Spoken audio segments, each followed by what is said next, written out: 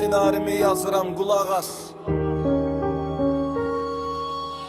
Bakı küləyi tək əsirəm bugün şəhərdə. Həqiqət gizlənib hər sətirdə, hər pərdədə. Həyat şahmatdırsa mən piyada deyiləm. Çətinlik gəlsə də mən heç vaxt deyiləm. Dünənim dərs idi, sabahım bir ümid. Ruhum azaddır, qırılsın hər kilit. Sözlərim minalı, toxunsam partlayar. Boş danışanlar kənarda yuxlayar. Mənim yolum, mənim izim, mənim həyatım. Alışan ürəyimdir, sönməyən qanadım. Yıxılsam da qalxıram, bu mənəm, bu mən. Zirvəyə gedirəm, qorxu nədir bilmədən. Mənim yolum, mənim izim, mənim həyatım. Alışan ürəyimdir, sönməyən qanadım. Yıxılsam da qalxıram, bu mənəm, bu mən. Zirvəyə gedirəm, qorxu nədir bilmədən. Yalançı dostlardan, saxta üzlərdən bezmişəm. Mən bu yolları tək yalın ayaq gəzmişəm.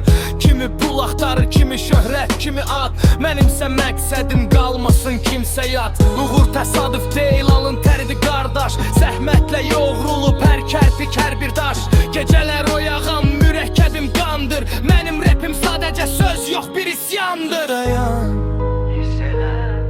nəfəs al, indi isə bütün gücünlə qalıq sayarım. Mənim yolum, mənim izim, mənim həyatım.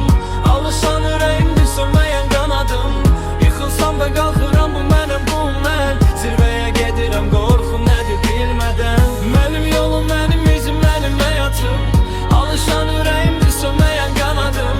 Yıxılsam da qalxıram, bu mənəm, bu mən. Zirvəyə gedirəm, qorxu nədir bilmədən. Herkes eşit. Real gal. Özün ol. Peace out.